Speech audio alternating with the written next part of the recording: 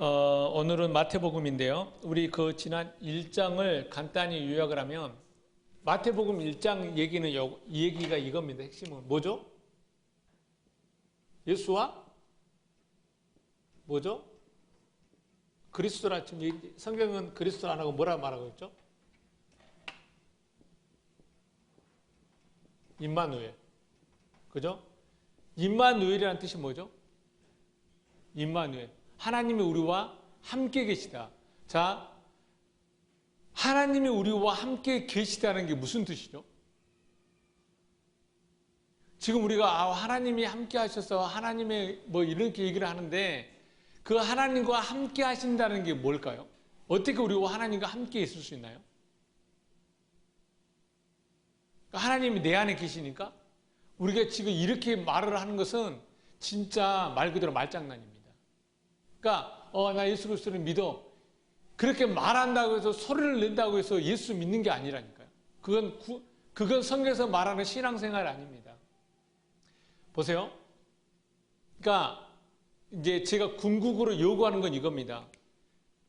왜 그렇게 말하는지를 성경을 통해서 말을 할 때 그걸 바로 진리가 됐다고 얘기하는 겁니다. 왜? 하나님이 우리에게 준 기준은 이겁니다. 그러니까 다시 말하면 하나님의 말씀이야. 왜 말씀이야? 를 역을 통해서 말을 하지 않으면 그건 모르는 겁니다.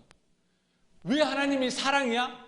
역을 가지고 말을 하지 못하면 그 사랑이 아닙니다. 내가 구원받았어. 그 자기가 구원받은 것을 이 성경으로 말하지 않으면 그건 구원을 받은 게 아닙니다. 왜?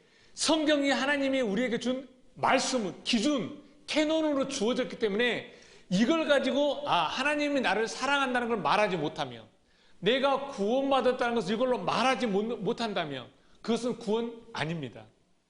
그러니까 이 임마누엘, 이것을 제일 먼저 보여준 게 뭐죠? 자, 보세요. 오늘 설교 벌써 시작부터 이상하게 들어가는데, 광야에서 이스라엘 백성들이 출애굽을 했을 때 그들을, 자, 이쪽에 세 지파, 이쪽에 세 지파, 동쪽에 세 지파, 서쪽에 세 지파, 남쪽에 세 지파, 북쪽에 세 지파. 그래서 몇 지파죠? 12지파입니다. 근데 이 가운데 뭐가 있죠? 성막이 있습니다. 이 상태가 뭐죠? 이게 임마누엘입니다. 이게 임마누엘. 자, 그러면 지금 우리가 여기서 예배를 드리는데 하나님이 저기도 계시니까 하나님과 함께 계신다. 이렇게 하는 이게 범신론입니다. 이게. 그러니까 뭐 화장실 갈 때도 똥 안 나오니까 힘달라고 쥐야! 그런 하나님 힘줘가지고, 그런 하나님은 있지 않아요. 아니, 있다 하더라도 그것은 나오고 너무 아무 의미가 없습니다. 그건. 그러니까 임마누엘, 하나님과 함께하는 것이 무엇이냐. 그래서 이것을 지금 보여주는 게 그리스도입니다. 그러니까 예수, 그리스도. 자, 그래서 마태복음 1장은 이 얘기입니다. 예수와 그리스도. 자, 그러면 우리가 지난 시간에 잠깐 살펴본 내용으로는 하나님을 기쁘게 할 수 없는 게 뭐죠? 우리의 혈과 육. 사람에게 있는 혈과 육은 하나님을 기쁘게 할 수 없습니다. 그 말 다시 말하면 혈과 육은 구원받을 수가 없습니다. 그래서 예수가 와가지고 우리의 뭘 끝내버렸죠? 혈과 육을 끝낸 겁니다. 그러면 심판이 있습니까? 없습니까? 없어요. 저주 없어요. 어디에 관해서? 혈과 육에 관해서는 예수가 십자가에 죽어버렸기 때문에 모든 사람들에게 있어서는 심판, 저주 끝났어요. 그러면 하나님이 심판 안 합니까? 아니, 있다니까요. 그러면 하나님은 예수라는 것을 통해서 사람에게 있는 혈과 육을 끝냈어요. 그럼 하나님 뭘로 우리를 심판하는 기준이 뭐나요? 그 혈과 육을 없앤 예수를 믿냐 안 믿냐? 이게 이렇게 얘기하는 게 진짜 초등학문입니다. 그러니까 마태복음에 보면은 우리가 나오는 그 입의 말을 통해서 심판합니다. 하나님은. 그래서 이제 마태복음 더 나가면서 설명을 하고요. 자, 그래서 예수는 인간이 하나님을 기쁘게 할 수 없는 혈과 육을 끝내러 오신 분이고, 또 거기서 끝나지 않고 인간의 내면의 그 구원의 역사를 이루어 가신 분이 바로 임마누엘, 그것을 다른 말로 그리스도 이렇게 얘기를 하는 겁니다. 그래서 인간의 혈과 육에서 구원하는 것은 예수의 사역이고 인간 내면에 하나님의 본성을 갖게 하는 사역이 바로 그리스도 사역입니다. 그렇다고 해서 우리가 그리스도가 있다고 해서 하나님의 본성을 갖는다고 해서 뭐 하나님처럼 사냐? 못 삽니다. 육신을 입고 있는 난 죽었다 깨어나도 못 삽니다. 그러면 그리스도로 산다는 건 뭐냐? 그 말씀을 깨달아서 그 말씀을 넘겨주며 살아가는 것, 이것을 얘기하는데요. 자, 그래서 예수와 그리스도의 사역은 이해 가시죠? 예수는 우리의 눈에 보이는 혈과 육의 사역이고 이걸 끝내는 사역이고 이걸 끝내면 우리 안에 그리스도의 하나님의 본성을 갖는 이 사역이 완성이 되는 겁니다. 그래서 오늘 말씀은 계속해서 이 2장 이야기는요. 예수의 탄생 이야기를 그렇게 예수의 탄생 기사로 이야기로 볼 수 있지만 자세히 살펴보면 우리 인간 내면에 탄생해야 될 그 그리스도의 탄생을 눈에 보이는 예수의 탄생을 가지고 설명하고 있는 겁니다.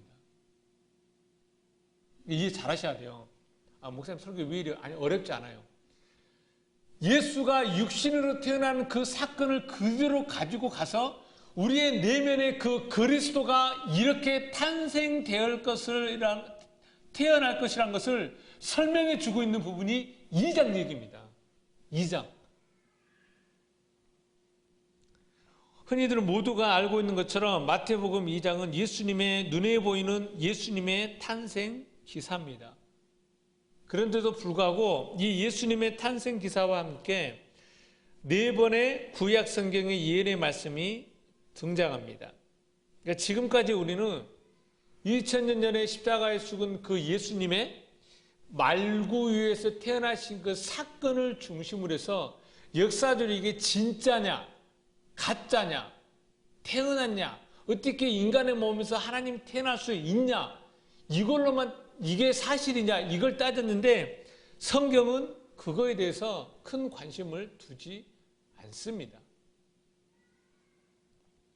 그래서 오늘 본문 마태복음 2장 4절을 보면 왕이 모든 대제사장과 백성의 서기관들을 모아 그리스도가 어디서 나겠느냐 물으니.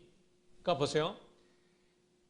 동방의 박사들이 예루살렘에 와가지고 헤로드 왕에게 찾아왔잖아요. 그러니까 반대로 헤롯 왕이 박사들에게 묻습니다. 뭐라고 묻죠? 대제사장과 백성의 서기관들에게 그리스도가 어디서 나겠느냐. 신기하지 않습니까? 분명히 성경에 예수가 태어났다고 했는데 여러분 생각해 보세요. 이 그리스도란 말이 헤롯 왕이라는 입에서 그리스도란 말이 나올 수가 있습니까? 못 나옵니까? 서로 어울리지 않는 말이에요. 헤롯은 벌써 낙인 찍혔는데 여우라고. 헤로데의 입에서 야 예수가 어디서 태어나겠냐 묻는 건 이렇게 말 나온 것은 오케이 인정. 거기까지는. 근데 그 헤롯이라는 말 입에서 야 그리스도가 어디서 나겠냐 이렇게 묻는다는 것은 벌써 지금 성경이 이걸 왜곡시키고 있는 겁니다. 의도적으로. 왜? 그리스도는 그 진리를 아는 사람들의 입에서만 나오는 말인데. 그러니까 여러분들이 눈치채셨나 안 채셨나 모르겠는데 제가 항상 나눌 때 저는 기도를 많이 안 하지만요. 이 대표 기도할 때 예수라는 말 안 나옵니다. 안 해요. 저는 의도적으로라도. 예수인데 아니요. 그리스도가 나와야 됩니다. 그리스도. 여러분 이 말 들으면 또 억지로도 그리스도로 말하죠. 그것도 의도적으로 좋아요. 그렇게 할 수 있어요. 좋아요. 왜? 그런 거에 필요하니까. 근데 그 그리스도가 왜 나와야 되는지 그걸 알고 말을 해야 되는데 자 그래서 헤롯 왕의 입에서 야 그리스도가 어디서 나겠느냐. 그러니까 벌써 뭔가 지금 성경은 이걸 통해서 우리에게 뭔가를 얘기해 주고 싶은 거예요. 단지 예수 태어났는데 나의 십자가에서 이 말씀은 우리에게 예수의 탄생에 대한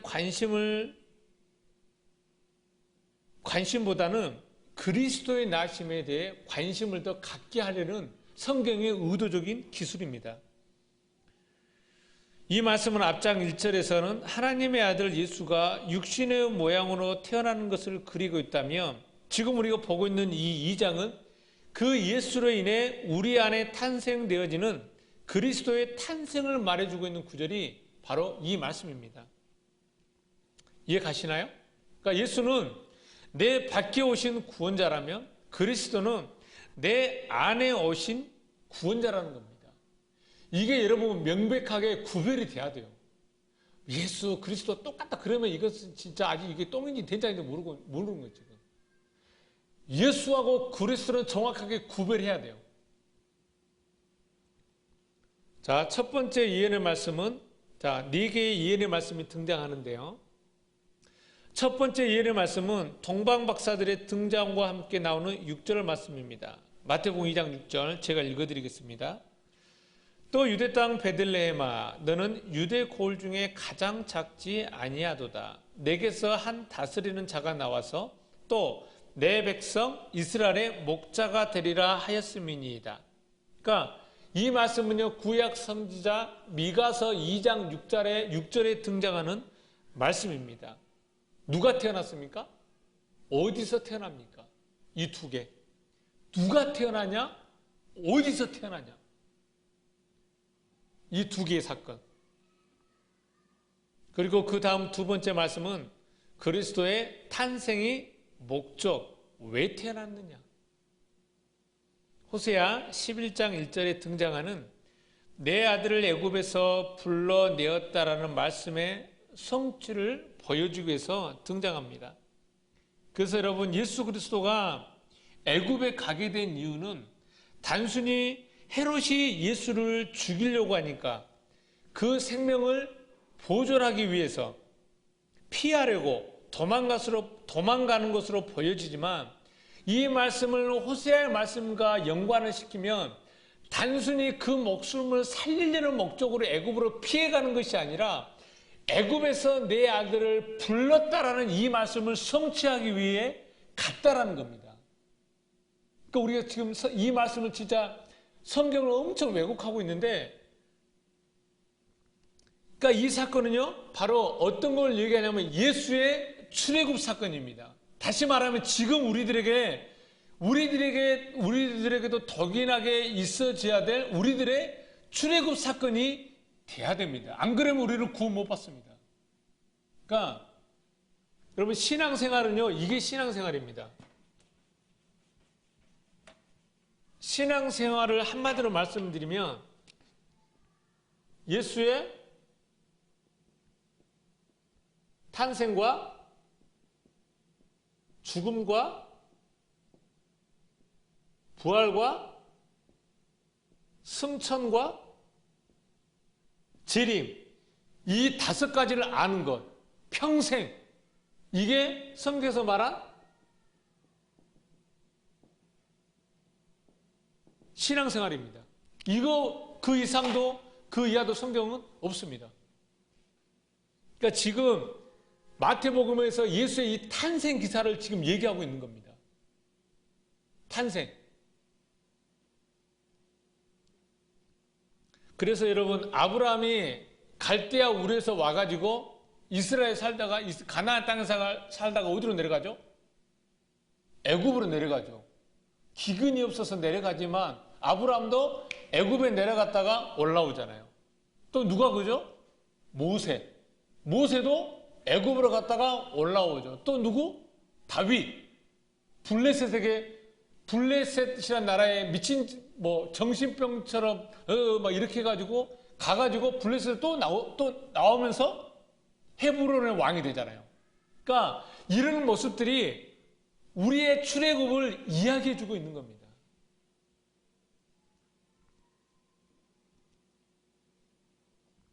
그러니까 예수님이 애굽으로 가신 이유는 단순히 도망가서 목숨을 보존할 의미로 가신 것이 아니고, 거기서 내 아들을 애굽에서 부르기 위해서. 그러니까 아들이 되려면요, 예수 믿는다고 아들 되는 것이 아니라 애굽에서부터 내 아들이라 부름을 당해야만이 내가 뭐가 되는가? 하나님의 아들이 된다니까요. 그러니까 애굽에 가지 않으면 아들이 될 수 없어요. 근데 나중에 더 설명을 하겠지만 그 애굽이 어디냐는 거. 그럼 여러분 지금 현재 애굽이 그 애굽에서 나오지 않으면 아들은 절대 안 됩니다. 지금 우리 이런 걸 얘기 진짜 교회에서 얘기 안 하고 있는데 자, 세 번째 말씀은 우리가 조금 이해가지 않는 말씀이 등장합니다. 어떤 얘기죠? 헤롯이 2살 아래의 모든 아기를 학살하는 내용입니다. 이것에 연결해서 예레미야 31장 15절인데요. 제가 읽어드리겠습니다. 나 여호와가 이같이 말하노라. 라마에서 슬퍼하며 통곡하는 소리가 들리니 라헬이 그 자식을 위하여 애곡하는 것이라. 그가 자식이 없으므로 위로받기를 거절하도다. 이 말씀은요, 라헬의 통곡하는 이야기입니다.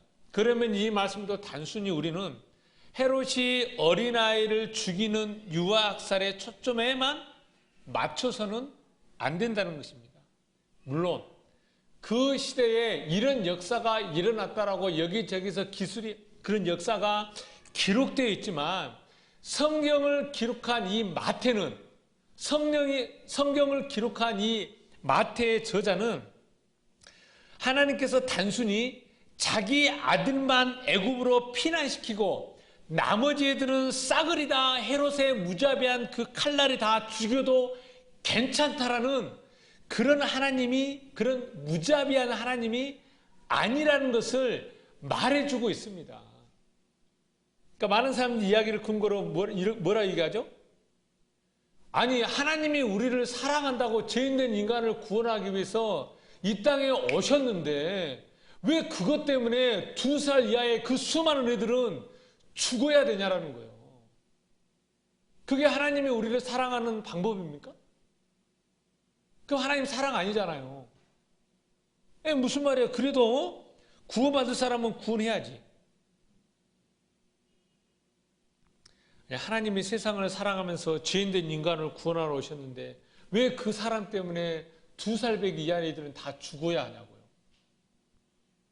이 방법이 인간을 사랑하는 하나님의 참 모습은 아닙니다.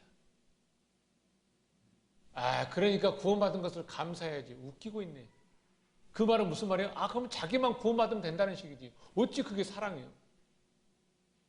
그러자면 하나님이 구원한다면 나는 진짜 천국 안 갑니다. 자기만 구원받으면 위와 같은 사건에 대해서 답을 못 해주면 이 성경은 거짓말입니다. 이 성경. 그래서 근데 툭하면 하는 말이 있어요. 뭐라 그러죠? 하나님만이 아십니다. 그럼 우리는 몰라도 되나요? 우리는 몰라도 되나요? 네팔에 지진이 일어나가지고 7천 명이 죽었죠? 그걸 뭐라 그래요? 벌써부터 기사가 흘러나오대? 네팔에 그 많던 신들은 다 어디 갔냐고? 한마디로 하나님 안 믿어가지고 그 많은 신들이 믿어가지고 그렇게 지진이 났대. 그러면은 우리 하나님 제대로 안 믿어가지고 그러면 세월호 사건이 일어났나? 진짜 그렇게들 말하고 있는데 진짜 그렇게 말하면 안 되지 진짜. 나는 지금 진짜 목사님 왜 그래 열배는 또 하는 것이 아니라 강조라니까요. 강조.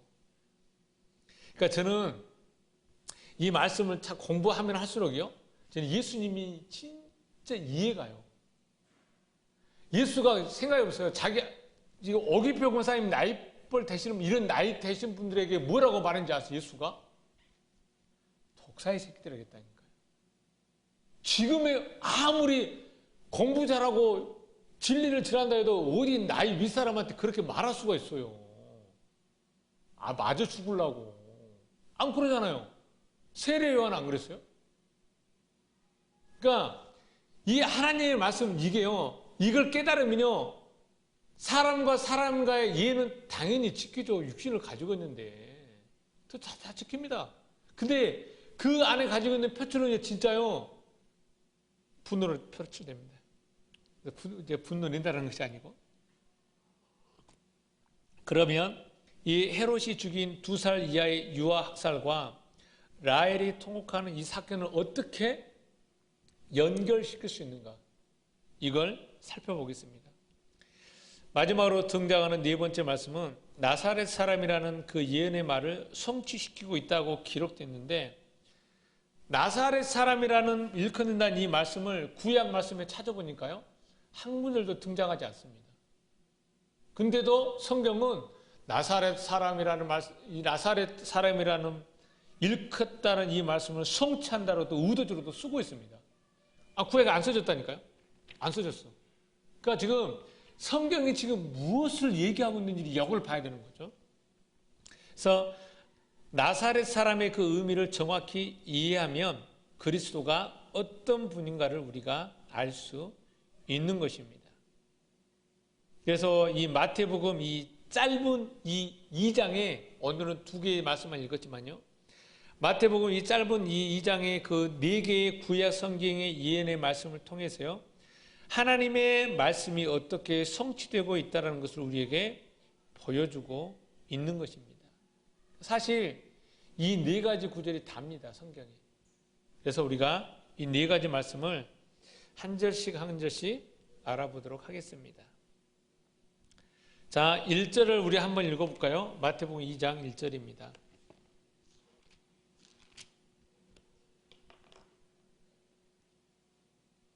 마태복음 2장 1절 함께 한 목소리 읽겠습니다. 시작. 헤로드 왕 때에 예수께서 유대 벳레헴에서 나심에 동방으로부터 박사들이 예루살렘에 이르러 말하되, 자, 가장 중요한 단어는 헤롯 왕 때입니다. 헤롯 왕 때에. 이 마태복음 2장은요, 헤롯 왕 때에 이 단어에서 다 걸려 있습니다. 자,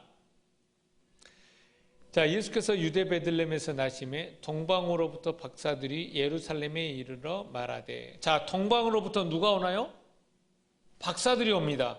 자, 동방은 어디를 말합니까? 자, 성경을 그림을 잠깐 그려보면요,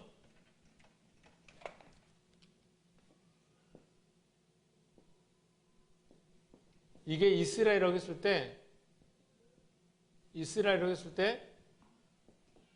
여기 이쪽이 동방이죠. 서, 남, 북.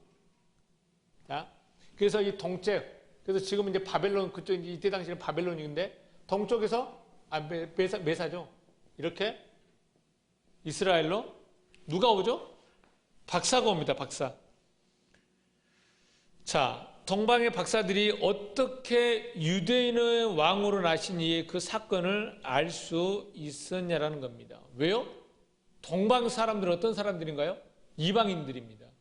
하나님의 약속을 받은 자들이 아닙니다. 유대인들이 아닙니다.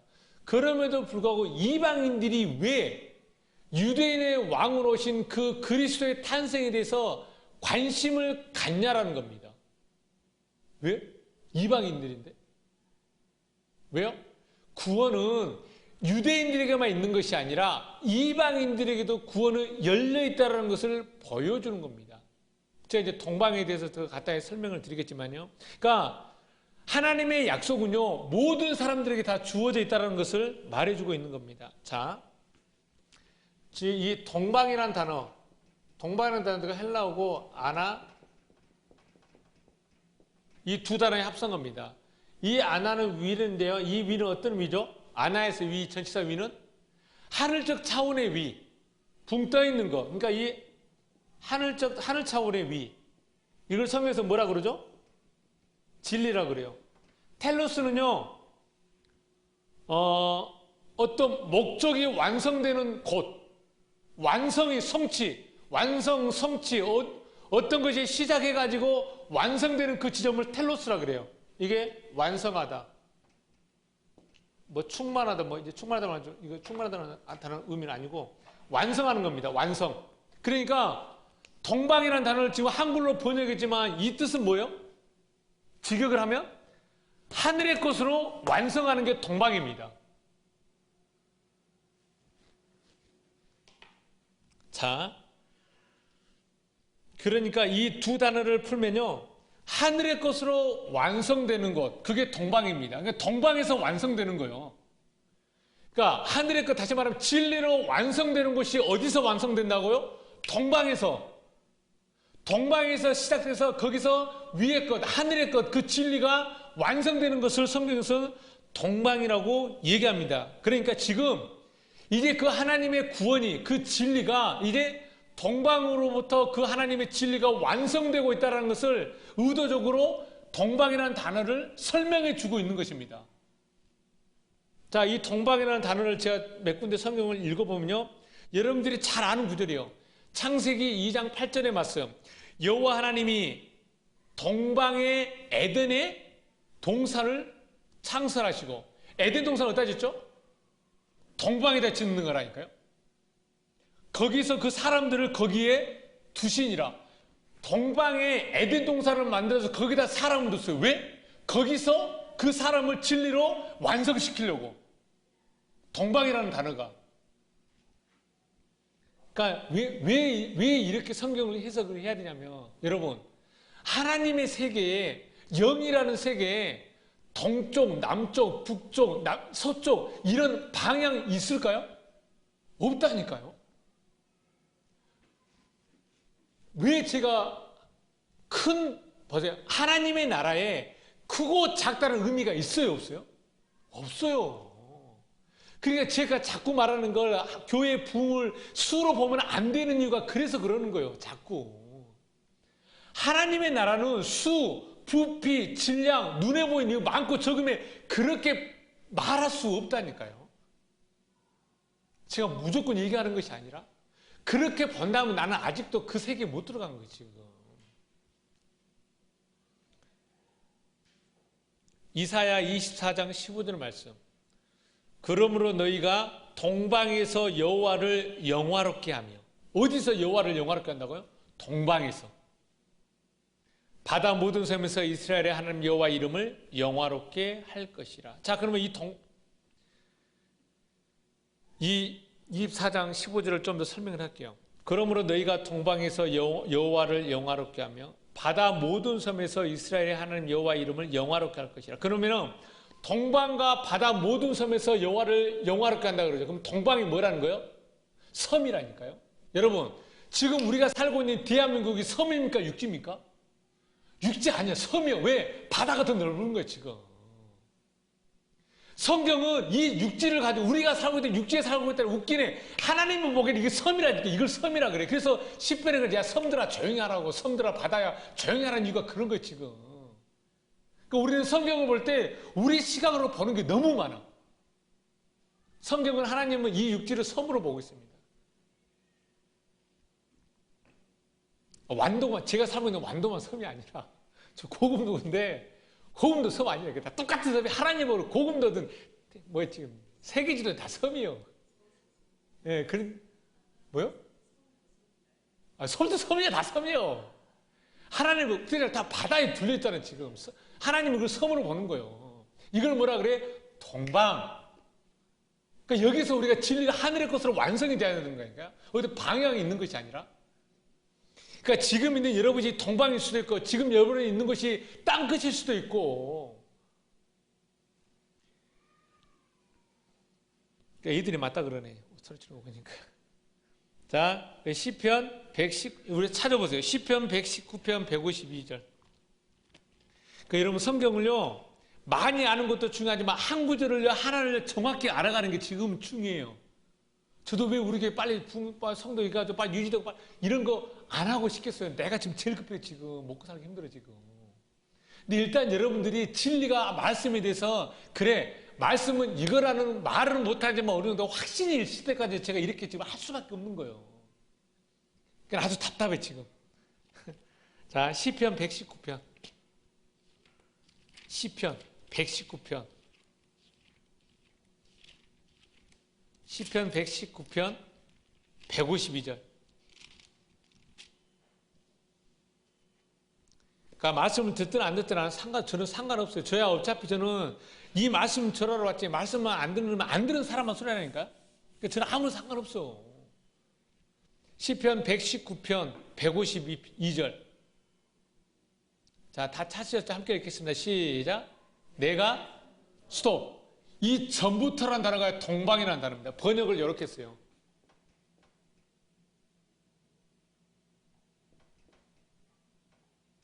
케뎀.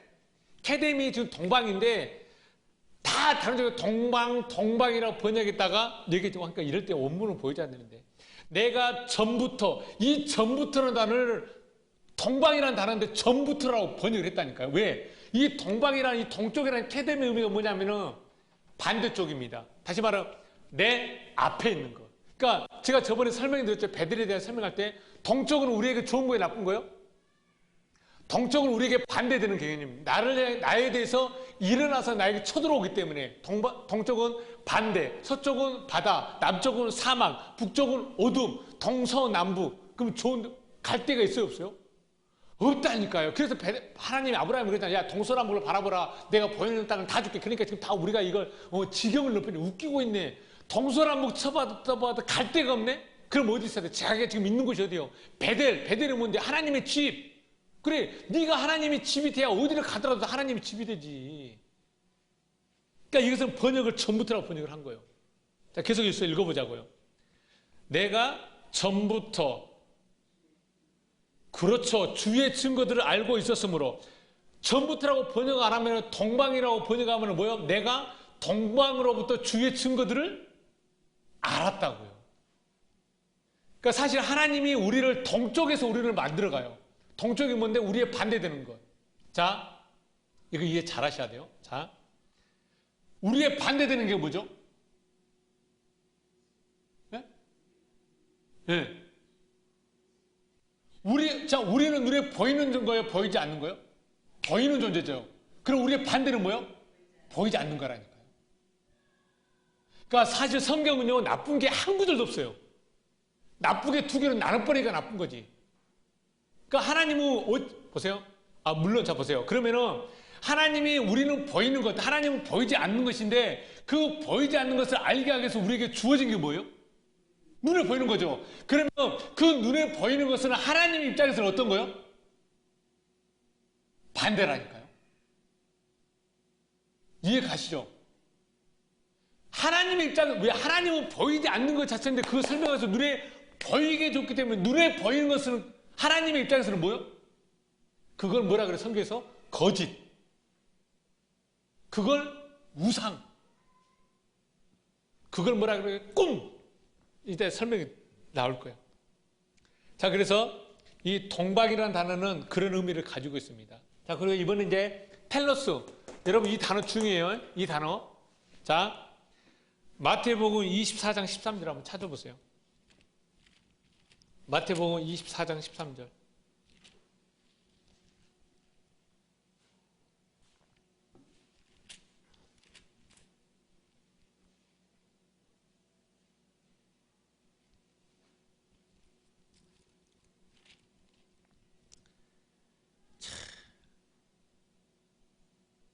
이거 24장 4절부터 볼까요? 자, 마태복음 24장은 무슨 장이죠? 마태복음 24장은 종말장이라고 그러잖아요. 종말장. 마지막 날. 왜? 그래서 산에 도망가야 되니까 포크레인 끌고 산에 올라가서 빨리 쿨 팔아야지. 지금 이게 종말장이요? 자, 근데 자세히 보세요. 24장 3절부터 보자고, 3절. 자, 예수께서 감람산 위에 앉으셨을 때 제자들의 종이 왔을 때에 우리에게 이르소서 어느 때에 이런 일이 있겠사며 또 주의 임하심과 세상 끝에는 무슨 징조가 있사오리까? 4절. 이 4절에 이 말씀이 풀려지지 않으면 이 24장의 모든 말씀이 풀어지지 않습니다. 4절에 이 말씀이 중요해요. 4절이. 예수께서 대답하여 이르시되 너희가 사람의 미혹을 받지 않도록 주의하라. 뭘 받지 않도록 주의하라고요? 사람의 미혹. 자, 그러면 5절부터는요, 뭘 설명하냐면요, 사람의 미혹을 설명하는 게 5절부터 사람의 미혹이 설명하고 있는 겁니다. 자, 사람의 미혹이 어떻게 오죠? 내가 그리스도라 많은 사람 미혹하고요, 난리와 난리의 소문을 듣고, 이게 난리와 난리의 소문을 듣는 게 뭐라는 거예요? 이게 우리 미혹이라니까요. 두 번째, 또 뭐요? 민족이 민족을, 나라와 나라를 대적하며 기근과 지진이 일어난대요. 이게 뭐라는 거예요? 뭐 때문에 일어나요? 사람의 미혹 때문에 일어난다는 거예요. 전쟁과 기근과 나라와 민족이 민족을 치는 게 일어나는 게 뭐 때문에 일어난다고요? 사람의 미혹 때문에. 그럼 사람의 미혹 때문에 일어나는 게 이게 뭐예요? 지금 눈에 보면 칼로 총 쏘고 막 대포 쏘고 이거 말하는 거예요? 아니잖아요. 사람의 미혹은 뭘로 미혹이 돼요? 말로 미혹되잖아요. 그러니까 민족과 민족과 나라와 나라와 기근과 전쟁이 이게 지금 뭔 얘기라는 거예요? 말 얘기라는 거예요. 말.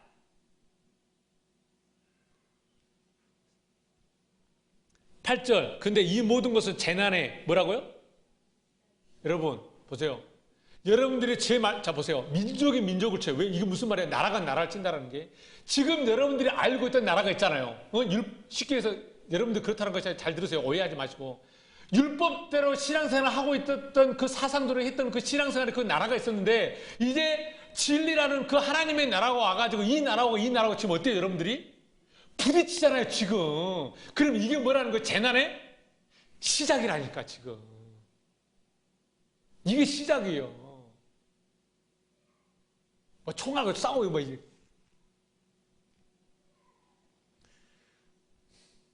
자, 그러면 재난의 시작이 있으면 뭐가 있어요? 완성이 있겠죠. 이 완성이라니까요. 요거. 텔로스. 이 완성이 있는 거예요. 자, 쭉 건너뛰어가지고 10절.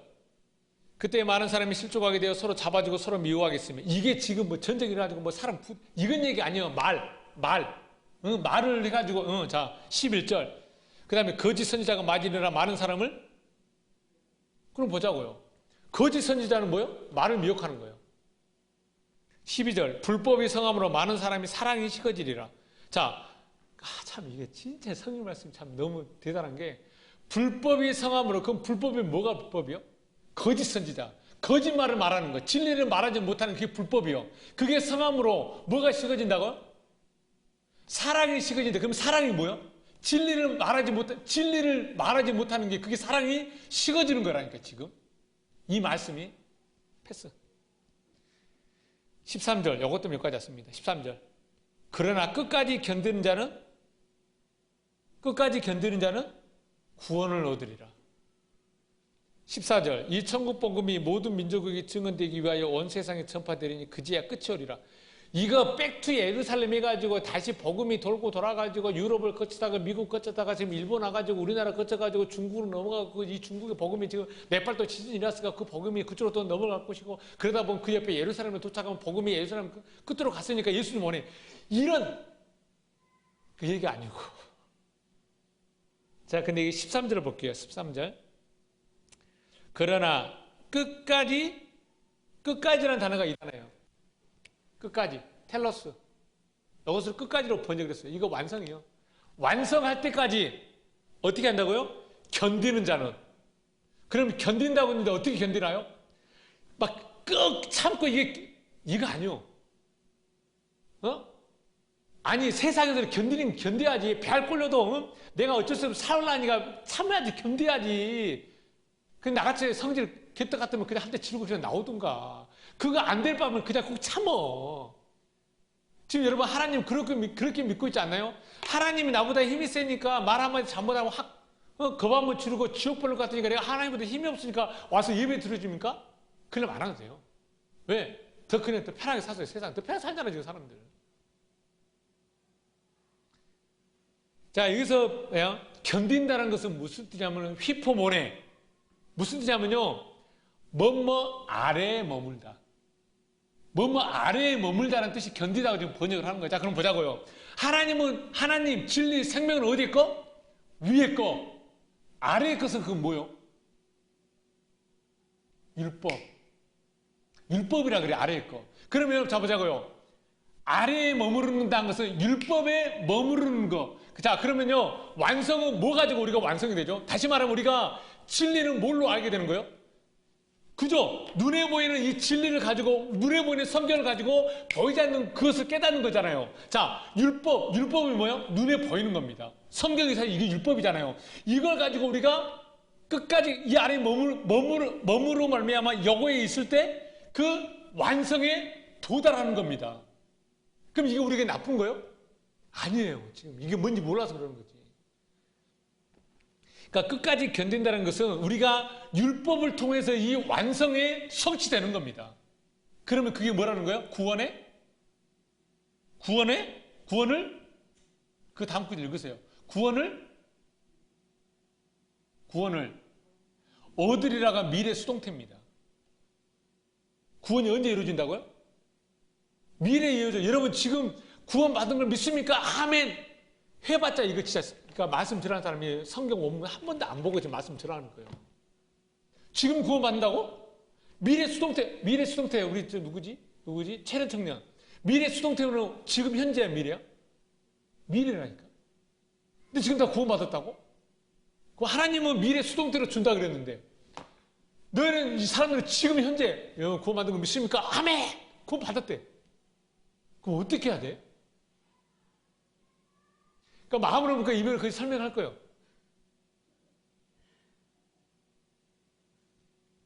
그러니까 완성의 때까지 율법 아래 신앙생활을 할 수밖에 없는 때가 있다는 거예요. 그 때가 차면 기한이 차면 여자에게서 아들이 잉태 된다니까요. 갈라디아서 4장 봐봐요. 갈라디아 4장.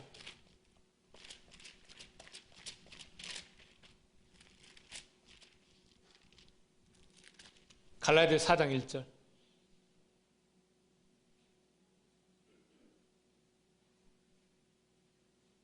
갈라디아 4장 1절. 내가 또 말하노니 유업을 이을 자가 모든 것의 주인이나 어렸을 동안에는 종과 다름이 없어서 그 아버지가 정한 때까지 후견인과 청지기 아래에 있나니 후견인과 청지기를 뭘 말하죠? 율법. 3절. 이와 같이 우리도 어렸을 때에 이 세상의 초등학문 아래 이 세상의 초등학문이 뭐래요? 율법. 그 아래에 있어서 종노릇 하였더니 4절. 때가 참해. 때가 참해. 하나님이 그 아들을 보내사 어디에게서 나게 하시고 여자에게 나게 하시고 또 율법 아래에서 나게 하신 거. 그러니까 율법을 통해서 났다는 거예요 지금. 그러니까 지금 제가 지금 하는 얘기가 뭐예요? 여러분 안에 누가 태어난다는 거예요? 그리스도가 예수가 태어난다니까. 예수 그리스도가. 젊은 예수 그리스도가 태어나야 내 어린 양을 먹이고 내 어린 양을 치고 내 어린 양을 또 양을 칠 거 아니에요 이게 지금 요한 복음에서 말한. 근데 그 예수가 어떻게 태어나요? 자, 마태복음 1장에 예수가 어떻게 태어난다 했죠? 성령으로 태어나죠. 성령 뭐예요? 하교수 푸뉴마 깨끗한 말. 그럼 제가 여러분들 안에 예수가 태어나가기 위해서 제가 지금 뭘 주고 있는 거예요? 깨끗한 말을 주고 있잖아요. 그럼 그 말에 의해서 여러분들 안에 누가 태어나는 거예요? 그래 예수 그리스도가 태어나는 거 아닙니까? 그러니까 나한테 저번에 그랬죠. 예수가 그럼 실제로 하나님이 진짜 없는데 막 남자 싫어 안 받는 여자에서 태어났냐? 나 그거 모른다니까 지금. 내가 그걸 어떻게 알아? 성경에 있는 것만 얘기하는 거지. 그게 나하고 뭔 상관이요? 그게 기든 아니든 간에. 태어났겠지. 그러니까 썼겠지. 자, 그래서 로마서 6장 20절 보겠습니다. 로마서 6장 20절. 이야, 큰일 났네. 설교 이제 3페이지 넘어갔네. 예, 로마서 6장 20절. 18페이지 가져왔는데 이제 3페이지 지났네. 오늘 이제 오후 소요금 없습니다. 그러니까 뭐 한 3시까지 하면 되겠죠. 걱정하지 마요. 시간 되면 끝납니다. 아무리 말씀이 좋아도 시간 되면 끝나는 게 그게 더 진리더라고. 자, 로마서 6장 20절. 우리 촬영청년 끝나고 뭐 약속 있나 보네. 끝난다니까 뭐. 자, 6장 20절. 6장 20절. 너희가 죄의 종이 되었을 때는 의에 대하여 어땠다고요? 왜 그죠? 죄의 종으로 있을 때는 의에 대해서 자유했다. 이 말이 무슨 말이죠? 의가 뭔지 몰랐다라는 거예요. 21절. 너희가 그때에, 여기서 그때는 어떤 때죠? 죄의 종으로 있을 때 무슨 열매를 얻었느냐? 열매를 얻었다는 건 못 얻었다는 거예요? 못 얻었다고요. 이제는 너희가 그 일을 부끄러워하나니. 무엇을 부끄러워한다? 그 일이 뭐예요? 율법에 머물러 있었을 때, 그때 열매를 내려고 열심히 했었던 때, 율법에 있었으면서도 불구하고 구원을 받으려고 했었던 그런 것들이 뭐라고 이제 우리에게? 부끄러움이라고. 죄의 종으로 있을 때는 그것을, 죄의 종으로 있었을 때를 부끄러워한다는 거예요. 이는 그 마지막이, 여기에 텔로스입니다. 요거예요. 그 마지막이. 그 완성이 뭐라고요? 사망. 고사님 말씀 잘하는데, 자요. 요건 또 설명을 해야 돼.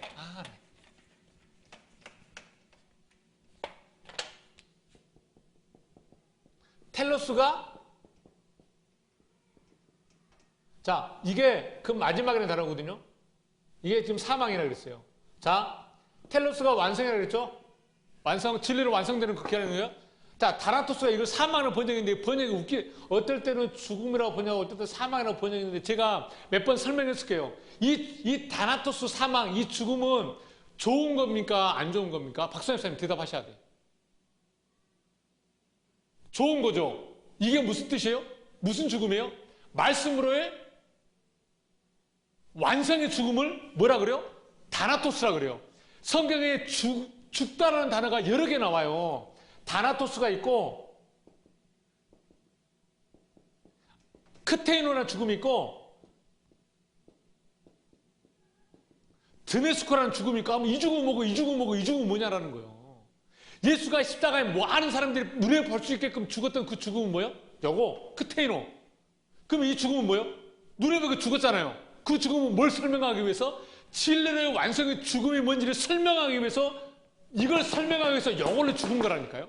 그러면 눈에 보이는 죽음 가지고 이 죽음을 깨닫지 않으면 나는 이 죽음에만 매여 있으면 나는 구원 받은 거야 안 받은 거예요? 아니요 지금. 그럼 이 죽음은 좋은 거죠. 그죠? 그러니까 보세요. 율법으로 그 율법에 머물러 있을 때 제 종으로 있을 때 그게 완성이 되면 그게 우리가 뭐라는 거예요? 진리로 완성이라는 그런 완성입니다. 그래서 죄의 삭스 뭐라고요? 자 보자고요. 우리가 다 나쁜 걸로 보죠. 네가 죄지가 죽지. 웃기고 있네. 죄의 값은 뭐예요? 그러니까 죄가 우리에게 자 성경이 죄야. 사실 말을 좀 설명해도 시작하는데 성경이 죄입니다. 이게 죄가 우리에게 주는 값은 뭐라고요? 완성이라니까요. 그래서 죄의 삭슨 사망이라 했던 그 사망이 이겁니다. 다나토스. 그럼 여기 죽어야 우리에게 뭐가 주어지는 거예요? 영생, 아이온, 영생이라는 게 주어지는 거예요. 그럼 이거는 반드시 죽어야 돼, 안 죽어야 돼요? 죽어야 돼요. 그러려면 뭐가 필요해요? 율법의 완성이 있어야 된다니까요. 그래서 예수가 이 땅에 율법의 완성을 우리가 와서 보여줬기 때문에 우리도 그 예수처럼 율법의 완성돼서 죽으면 영생이 주어지는 거죠.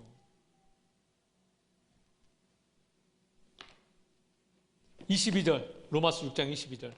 그 밑에 말씀인데요.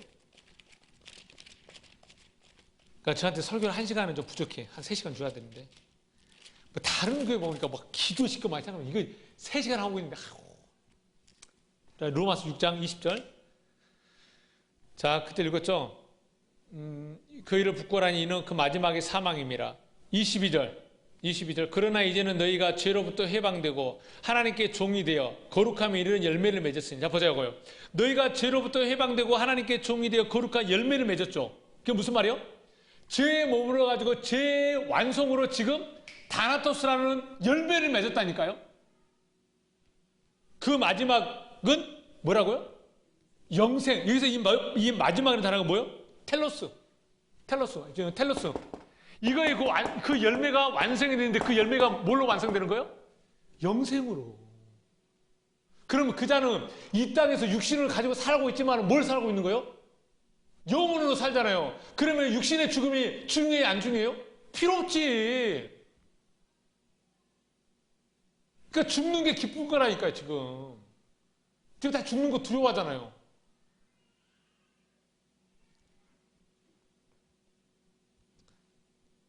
자, 로마서 10장 4절. 로마서 10장 4절.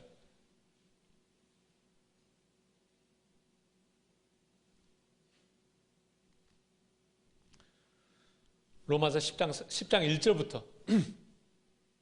10장 1절부터. 야, 참 진짜 시간 금방 가는구나. 로마서 10장 1절. 형제들아 내 마음에 원하는 바와 하나님께 구하는 바는 이스라엘 위함이니 곧 그들로 구원을 받게 함이라. 맞아요. 이게 하나님 뜻이에요. 하나님 우리가 구원받기를 원해요. 근데 2절 보자고요. 내가 증언하노니 그들이 하나님께 뭐가 있다고요? 열심이 있대요. 근데 이 열심이 왜 있냐고요? 올바른 지식을 따르는 것이? 그래. 올바른 지식이 없는데 열심이 있다니까 지금. 여러분 교회 처음에 왔을 때 열심히 있어요 없어요? 있잖아요. 그때 말씀 공부 안 해도 신앙 성경 통독 안 해도 성경 공부 안 해도 여러분 교회 마음에 왔을 때 마음 어때요? 뜨거워. 뭔가 하나님께 뭐 열심히 하고 싶고. 여러분 그게 진짜 올바른 겁니까? 그래도 많은 사람이 이 첫사랑을 회복하래. 왜? 그래야만 교회에 일할 사람 많아지고 헌금할 사람들 많아지니까. 이 첫사랑을 뭘 회복하라 그래. 성경에서 말하는 첫사랑은 그 첫사랑을 말하는 것도 아니에요. 예수가 첫사랑이고 마지막 완성은 그리스도예요, 지금. 그 예수가 가졌던 그 사랑. 성경에서 사랑은 뭐가 사랑이에요? 진리. 아가페. 그 넘겨주는 거, 이게 진리라니까. 그러니까 첫째 사랑. 예수가 가졌던 그 진리를 가지라고. 그걸 회복하라고. 3절. 2절부터 내가 증언하는 그들이 하나님께 열심히 있으나 올바른 지식을 따른 것이 아니라 3절 하나님의 의를 모르고 자기 의를 세우려고 힘써 하나님의 의에 복종하지 아니하였느니라. 자, 자기 의를 세우려고 힘써 하나님의 의를 복종하지 않은 자들이 하는 건 뭐예요? 열심. 그러면 이제 교회는 아무것도 안 했는데. 내가 말했죠? 교회 일은 아무나 하는 게 아니라니까요. 여러분 교회를 반드시 해야 돼요. 여러분 제 설교를 잘못 들으면 여러분 뭐 된 줄 아세요? 낙동강 오리알 됩니다. 이게 이것도 아니고 저것도 아니야.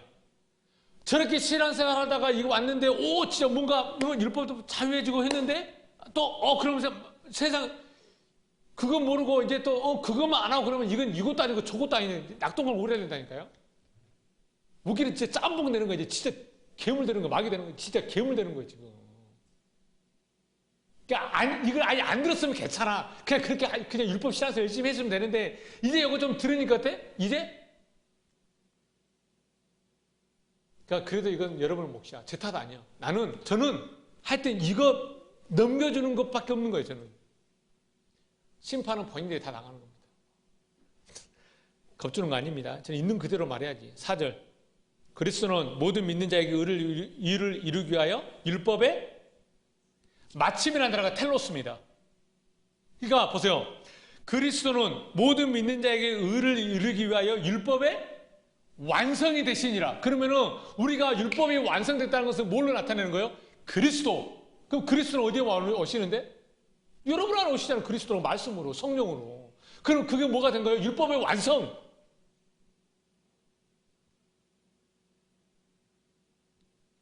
그 다음에 아까 우리가 우리 문경님 목사님 말했던 게 8절 보자고. 8절. 그러니까 보자. 6절부터 보자고요. 10장 6절. 믿음으로 말미암는 의는 이같이 말하되 네 마음에 누가 하늘에서 올라가겠다 하지 말라 하니 올라가겠다 하면 그리스도를 모셔 내리는 것이요 혹은 누가 무저경에 내려가겠다 하지 말라 하니 내려가겠다 하면 그리스도를 죽은 자 가운데서 모셔 올리는 것이라. 이거 무슨 말이에요? 하나님한테 능력 하늘에서 끌어내린다는 도 내려서 끌어올린다는 도 내리끈다는 이런 거 하지 말라고. 하나님의 능력은 그런 데 있지 않고 어디 있다고 지금 설명하는 게 8절입니다. 10장 8절부터 잘 보세요. 중요합니다. 자, 그러면 무엇을 말하느냐? 말씀이 내게 가까워 내 입에 있으며 내 마음에 있다 하였으니. 자, 보자고요. 말씀이 어디에 있다고요? 아니, 또 하나만 말해. 말씀이 어디에 있다고요? 또, 그쵸? 내 입과 마음, 성경에서 지난주에 마음이 뭐가 마음이랬어? 말이 마음이랬잖아요. 그 말이 있으면 마음이라니까요. 말씀이 어디 있다고요? 내 입과 내 마음에 있다니까, 지금. 자, 내 말씀이 내게 가까워 내 입에 있으면 내 마음에 있다 했으니 곧 우리가 전파는 뭐다? 믿음의 말씀이래. 믿음의 말씀이 어디 있는 거예요? 우리의 입과 내 마음에 있네? 9절. 내가 만일 내 입으로 예수를 주로 시인하며 내 하나님께서 그를 죽은 자 가운데 살리신 것을 내가 마음에 믿으면 이건 뭐예요? 아니, 내 믿음의 말씀이 입에도 있고 마음에도 있는데 입에 하는 말과 마음에서 나오는 말이 어때 그럼? 똑같은 거지 지금. 그럼 뭐가 되는 거라고 이게? 구원을 받은 거라니까. 이거 받는다는 단어 없어요. 구원의 에이스. 그냥 구원과 하나 된다는 뜻이에요 이게 지금. 10절. 사람이 마음으로 믿어 의에 이르고 입으로 신하여 구원을 이르니라. 이거 원문을 써야 되는데 원문을 쓰면 시간 오래 걸리네. 이게 하여튼 이건 나중에 저기 산상수를 할 때도 할 거예요. 그러니까 보세요 여러분. 자, 마음으로 믿어 의에 이르고 입으로 시원하여 구원을 이루니라. 그러면 구원을 이루는 건 뭐예요? 뭐가 구원을 이루는 거예요? 믿음의 말씀이 내가 구원을 얻는 거라니까요. 그 믿음의 말씀이 내 입과 내 마음에서 나오면 나는 그게 뭐라는 거예요? 구원이잖아요. 그럼 그 구원을 이루는 게 궁극적인 건 뭐예요? 믿음의 말씀, 말. 그러면 보자고요. 하나님은 우리에게 율법을 주신 이유는 뭐예요? 율법도 하나님의 말이 아니에요? 하나님의 말이잖아. 하나님께서 줬기 때문에. 그럼 그것도 하나님의 말씀과 하나님의 말인데 그 율법에 하나님은 우리에게 주신 목적은 뭐예요? 그 말이 내 입과 내 마음에 있게 하기 위해서 율법을 줬다고요. 근데 우리 율법을 지금 어떻게 해요? 지키래잖아요. 지켜. 행위로.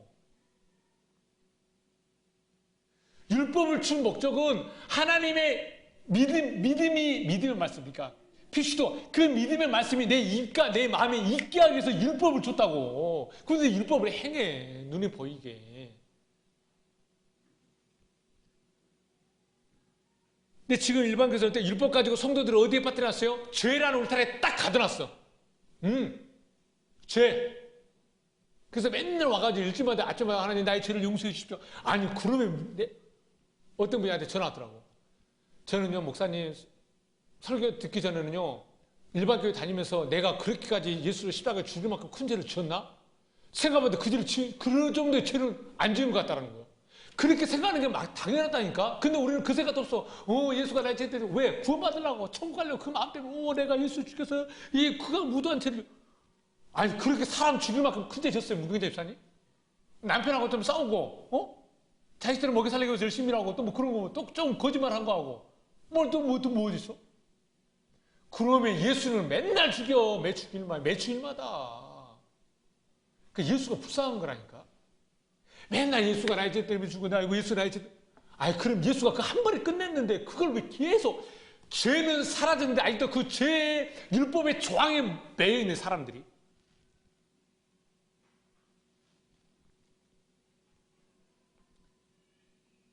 그러니까 지금 일반 교회에서는요 이 성경 가지고요 죄라는 울타리에 딱 가둬놓고요 원죄는 예수가 해냈으니까 자범죄는 날마다 고백을 하라는 거예요. 그거 안 하면 이제 예수 한 번 믿고 구원 받았으면 그거 죄 회개 안 하면 그 구원이 그러면 취소되나요? 나도 그렇게 믿었어요. 그렇게 알고. 그러니까 욕하면 저를 욕해요. 저도 그렇게 가르쳤기 때문에 학생들한테. 희주야, 차라리 내가 중고등부 전도사 때 그렇게 설교했지? 생각 안 나지. 생각난다면 천재지. 1세 동안 여러분 신앙생활, 그러니까 일반 교회에서 1세 동안 신앙생활 한 거 물어보면 뭐였냐면은, 뭐요? 죄의식에 눌려 있어가지고, 죄의식에 눌렸다는 것은 그 마음에 아직도 뭐가 있는 거예요? 두려움이 있다는 거예요. 두려움. 하나님에 대한 두려움. 여러분, 하나님에 대한 두려움이 있는데, 천국이 하나님만 있다며요. 근데, 그러면 천국 가서 하나님 두려워해야 되겠네? 안 그래요? 지금 두렵잖아. 아니, 지금 하나님이 두려운데, 천국에 하나님 있는데, 그럼 거기 가서 그러면 두려움이. 좀 생각해 보시라고. 좀 성경. 그때는 또 두려움이 없다고. 아이고. 그러니까 율법의 완성은 그것이 아닙니다. 하나님의 말씀이 내 입과 내 마음에 믿음의 말씀으로 있게 하는 것. 그러려고 율법을 준 거고 그거 바로 우리의 구원이라는 겁니다. 오늘 요거만 하고 끝내야 되겠네 진짜. 고린도후서 3장 13절.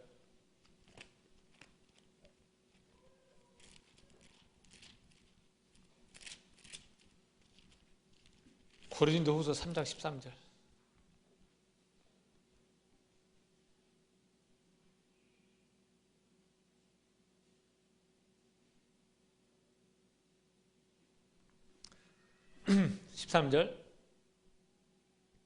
우리는 모세가 이스라엘 자손들에게 장차 없어질 것의 결국을, 이 결국이라는 단어가 텔로스입니다. 여러분 이 말씀 잘 보셔야 돼요. 자, 우리는 모세가 이스라엘 자손들에게 장차 없어질 것이 뭐죠? 이스라엘 백성들에게 장차 없어질 것이 뭐죠? 율법이 없어질 것이잖아요. 모세가 가지고 내려온 거. 그게 장차 없어질 것을 결국을 주목하지 못하게 하려고 수고로로 그 얼굴을 가렸다는 거예요. 여러분 보세요. 지금 여러분 이 말씀 어떻게 이해하시죠? 시내산에 올라가가지고 하나님이 돌판을 써줬어요. 그리고 모세가 보세요. 돌판을 딱 두 돌을 딱 가지고 오죠. 딱 가지고 오니까 모세가 하나님 얼굴을 본다고 얼굴이 광채가 나가지고 수고를 썼다는 거예요. 지금 그렇게 생각하죠. 좋아. 그러면 이게 그런 얘기가 아니고요. 아니, 성경은 뭘 얘기하냐면은 성경 신약에서 모세는 뭘 얘기하죠? 율법을 상징합니다. 율법이 뭐죠? 하나님의 말씀. 다시 말하면 돌비. 그러니까 사실 이 돌이 빛이 나는 거예요, 지금. 그래서 눈 못 볼 텐데 그 빛을 말하는 것이 아니라 성경은 이게 하나님의 말씀인데 이것은 장차 그들에게 없어질 것이라니까. 율법은, 돌비는, 모세는 없어질 것을 설명하기 위해서 그것을 수고를 가렸다라는 거예요. 그러면 이게 없어지려면 뭐예요? 수건이 벗겨지면 이걸 없어지는 겁니다.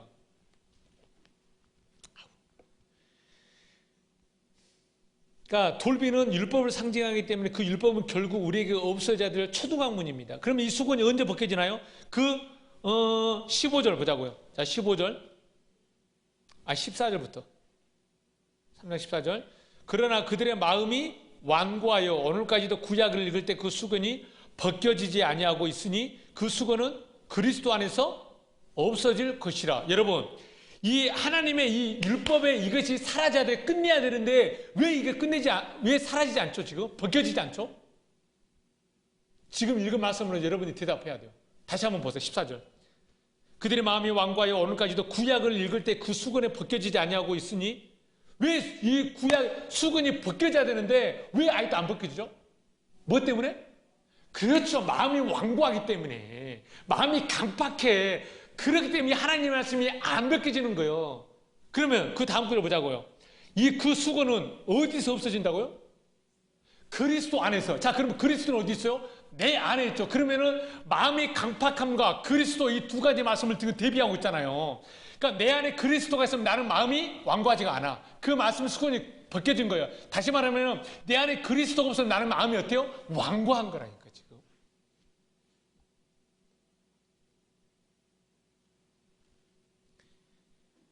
그러니까 이제 감춰져 있던 그 수건으로 덮여져 있던 그 율법이 완성되어야 하기 때문에 동방에서 누가 오죠? 박사들이 옵니다. 그죠? 이 박사들. 박사. 여러분 박사 되고 싶어요? 박사 되고 싶어요? 박사는 다음 시간에. 자, 박사는 다음 시간에 하겠습니다. 오늘 여기까지 하겠습니다. 기도하겠습니다.